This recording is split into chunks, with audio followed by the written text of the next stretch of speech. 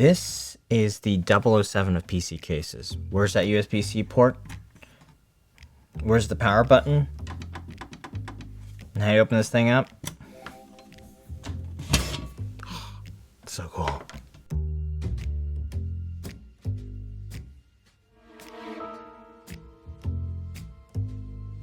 Welcome to Machines More. This is one of the boldest and most intriguing looking PC cases I've ever tested, SFF or not. And it's made by a company called Thorzone, based out of Sweden. And in this review, I'll walk you through the features of this case, and I'll let you experience what it's like to build as well as to enjoy this case.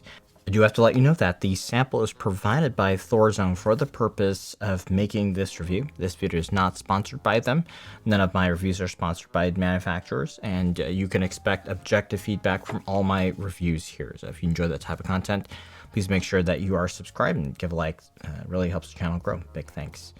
The NanoQ series of sandwich-style cases feature a unibody aluminum shell on the exterior.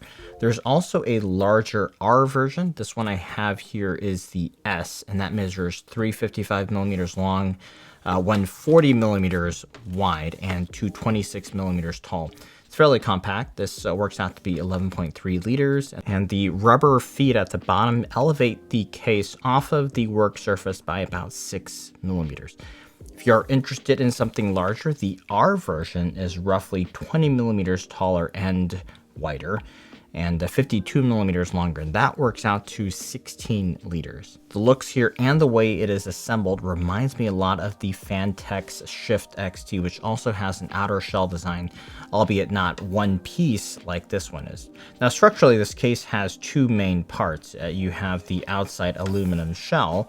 This one is the chalk color, which, as I understand, is E-coated white, versus the other finishes, which are anodized, and you'll notice that the shell is actually quite thick. And then you can just open this one up and separate it from the inside after unlatching, and you get this frame on the inside. And that's composed of stainless steel bars and has a front and a rear panel. Now, on the stainless steel bars where your ITX motherboard will sit, and next to that can be an SFX or SFXL power supply. I do strongly recommend SFX just due to the more compact nature of this particular case here. On the other side, you will connect to the graphics card with a riser cable, and you can choose Gen 4 or Gen 5 as an option. The longest GPU that you can possibly fit is 327 millimeters. And that's assuming you don't have a fan at the front. Whatever you choose to put at the front panel or behind the front panel will decrease the allowance for the GPU based on whatever the thickness is.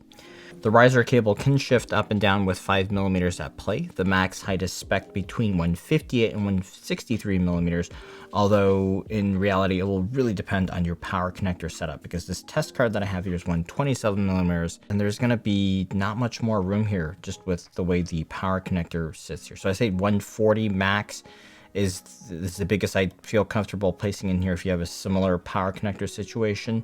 You may also experiment with 90-degree adapters depending on your comfort level with those. But since this case has a shiftable center spine, you can split the difference between your air cooler height and your GPU thickness. So thickness there is a little bit more flexible because you have 113 millimeters or total on spec. The max that you can delegate to the CPU cooler is 71 millimeters, or you can max out the GPU side at 63 millimeters or so.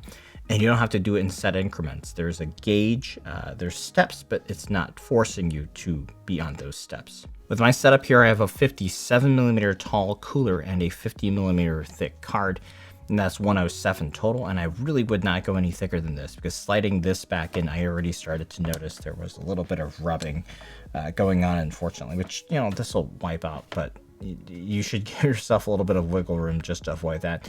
I think any thicker than this card with this cooler is going to be just too much. As a reference point, the Form D T1V2 has a similar amount to delegate. It's about 113 millimeters, but because of the way the panels close, in that case, I feel a little bit more comfortable pushing it to the limit, since you don't risk scuffing the components with the way the panels just slot in and lock in, right? It doesn't slide deliberately. Okay, the front panel has all these big aluminum bars here. The USB port is concealed here. The power button is behind here, and this middle one can toggle. And you can also take off these two outermost bars to access the holes behind for the fan mounting. These attach back magnetically. You could put a 120mm fan or 120 radiator behind the front panel, and does have a magnetic dust filter attached. The frame has space for a 240 or 2x120mm fan setup. Of course, you can do a 120mm rad as well. But you don't really have much thickness for rad or fans. For example, the XSPC-TX 240, which is 20mm thick, and A12x25s will compress heavily against the frame on the motherboard side, as it does technically exceed the max spec of 42mm. On the other side, over the PSU, there's a lot more freedom, especially if you go with an SFX power supply. Realistically, if you're running an AIO with, say, a 27mm rad, the best that you can do is a slim 15mm fan on that side, and then you can run a normal thickness fan on the PSU end, similar to how you would set up in the T1 V2. That being said, if you are going with this S size, I think running two fans at the top and a heatsink based air cooler for your CPU will make the build vastly simpler, because while you can do the AIO, just getting one, then having to go through the trouble of swapping the fan, buying the fan, may just be more trouble and cost, not to mention having to wrangle tubes in there. So for my test build here, I do have an air-cooled setup. And let's talk about building this case, because that is pretty interesting. Now, there's not too much assembly that you have to do. You just have to mount standoffs and attach a few things like the front I/O components and riser cable.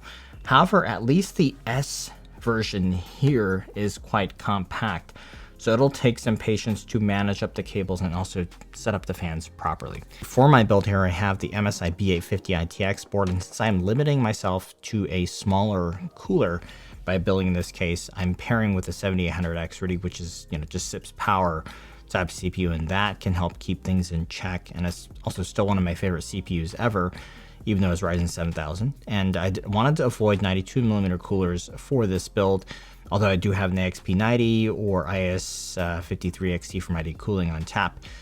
This is the IS55XT, which is actually more like 57mm in height. Now it has a very unique footprint, so it means that with my setup here, I have the heat pipe bends at the bottom position, which is okay. Side note is that I have been also testing Arctic's new MX7, and it's going pretty well. For the RAM, I've got a simpler kit. I wanted to show you a simpler kit because you don't need an expensive kit with the way that DDR5 prices have been going. With AMD's X3D CPUs, even lower speed RAM can work quite well for gaming. And this is a 4800 megahertz kit from Kingston, and that's going to save you quite a bit if you're going X3D versus something that's higher speed. For the power supply, I've got the Lian SP1000. I've reviewed that recently. You could just go with a 50 watt for this component set, but I don't have one on hand to show you, so that's why I'm using the 1000, and this is a white one, so it matches pretty well. One thing is the way that the PSU attaches. It's on these tubes which attach to the steel frame, but it's only attached at 2 points, which means it has the potential to pivot quite a bit. Now on the other side, for the GPU, I do have the Asus ProArt 5070 Ti. It's a really nice looking card. It does only come in the dark wood finish currently though, but it's still very elegant even against this white backdrop here.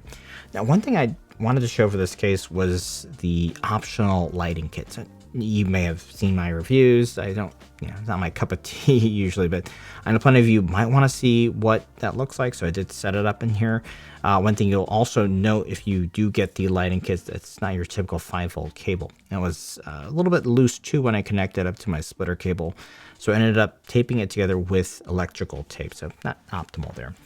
Top fans here, these are combined with some lighting up at the top with the NZXT F240X fan unit set up as an exhaust.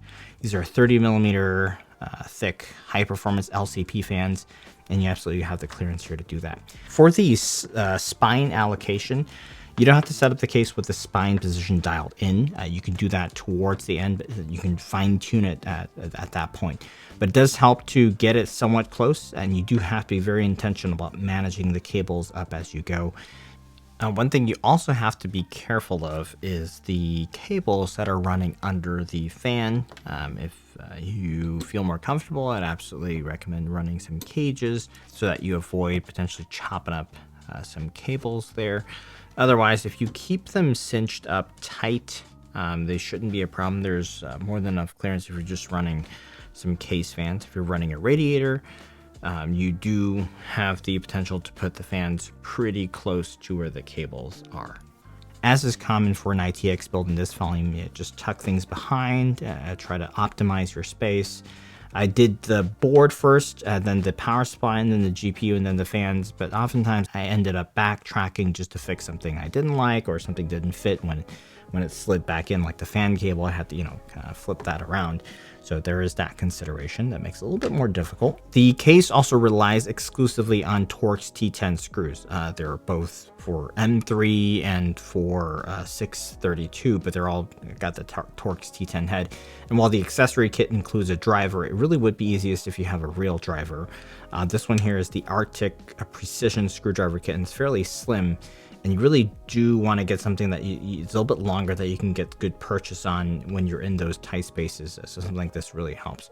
Probably the most challenging affair was getting the GPU installed, especially getting the GPU bracket in place, which you have to attach to the outside of the case, but it screws into that bracket from the inside. It's not easy to secure it when the GPU is attached to the riser, but it's also not easy to install the GPU when the bracket is installed. What I ended up figuring out was just pre-installing the bracket to the highest position and then installing the GPU with the riser cable in the lowest position first. After that was secured, then I slid up the riser, just loosen up those screws, and then it sat up directly against the bracket. That's not necessarily possible if you're going with the biggest card. You won't have clearance to do that, but it's definitely an option for reasonably sized cards that you should be working with for this case, like this one here. As I mentioned when sliding this assembly back in, perhaps it moved a little bit and the card did rub, even though it actually physically does not stick out past the edges here. Not great. This will probably wipe off though, but you do have to be careful, so that's just something to watch out for. For most folks, the fans at the top makes the most sense airflow wise because they'll exhaust and help pull in the air through the side panels. But where you attach the rubber feet, that doesn't really matter. You can do that in any of these circular holes if you wanted to flip it and have the fan sit at the bottom, even though that would constrict the airflow. That's fine. You can also put it like this. You can put the rubber feet to make it more of a console style case. And I've also got handles. You can option on handles that allow you to turn this entire thing vertically. For a vertical setup too, so kind of cool. Performance with this small air cooler is as expected. It's a little bit limiting for your more powerful CPUs, but the 7800 X3 is not power hungry, but incredibly thermally dense because of the X3D die above the cores. It only draws down 75 watts in an all-core full power render here. I would say the temps are slightly elevated, but in my experience with the 7800 X3, it's pretty reasonable. Where you usually use a CPU like this isn't going to be for production work. You're going to be using this for gaming. That's its forte. And temps for 1440p GPU limited gaming are pretty good. In an airflow setup like this, where with the GPU and CPU cooling just do their own thing, they don't really interfere with each other. They just intake from the sides, and the top fans exhaust everything out. So good temps with both components. The GPU is running at about 290 watts here, so this is not necessarily a small potatoes to cool. So I'd say your biggest limitation here would come from your choice to split up the GPU cooler size and the CPU cooler size. I guess that decision is going to be critical. If you do have to go smaller than what I have here because you went with a bigger GPU, then you would have to consider something like the AXP90, X53 full copper from Thermalright, which is really good. And I've paired that with the 7800X3D and an undervolted 9800X3, which will be okay for gaming use. 9700X will also work well at around at the stock TDP, since it's similar to the 7800X ready in power draw. Overall, I found the build difficulty to be a little bit more involved than I would have guessed just looking at it. It is pretty tight and compact in here, and I'd say it is maybe a 7 out of 10 in terms of difficulty, maybe a 7.5. I do want to do a custom loop in this as well at some point, but I do anticipate that to be a pretty challenging affair, but we'll see. As mentioned, the GPU installation was a bit nuanced. The cable management involved a lot of tying things down against the steel bars type of arrangement.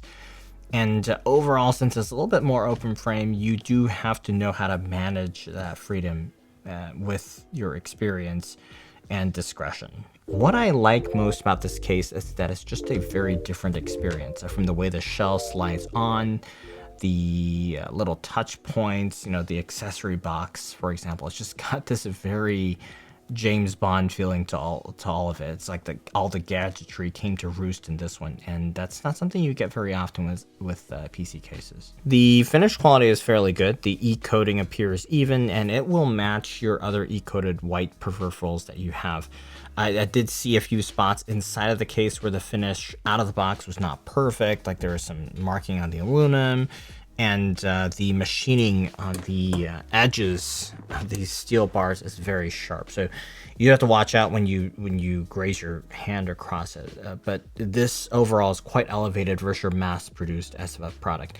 Now, where I think this could use a little bit of improvement is that GPU installation process. I really do wish that it were a bit more finessed. I'd like that. Also like the PSU to mount at 4 points versus the 2, so it doesn't rock as much. And I think you do have to be very conscious of cleaning this one, since the intake points on the side are not filtered and it's got these big holes, but you just keep up with your regular maintenance. But as a whole, this is a very fine product, and it's just such a conversation starter and a lot of fun to look at and use on a regular basis. The S version, it comes in at 319 euros, which at current currency conversions is 376 US. It's very much a high-end luxury case from a boutique brand in Sweden. They do the whole notify me, do limited batch drops, similar to what FormD did. So you do have to stay on top of it if you want one of these. Now, upgrading to that PCIe 5 cable is an extra 19 euros, which is not very terrible if you think that will be convenient for you. The performance between Gen 4 and Gen 5 is not really a big difference at this point. And then you do have a few more small options that can elevate this even more than what it is, like wood front panels and things like that. Of course, the light bars, if you're into that. Versus T1, which is in that similar volume class, compatibility is fairly similar to here. The Thorzone is quite a bit more expensive. E-White T1 with the Gen 5 cable is somewhere around 250 to 260 US. And in my experience, T1 is a little bit easier to build in. You do have to assemble it, but you can build the case around your components, so to speak. Finish quality a tiny bit higher with T1 from what I've seen. It's also much easier to get in and out of the build for maintenance, since you don't have to slide the entire assembly out. You can just take off either of the side panels.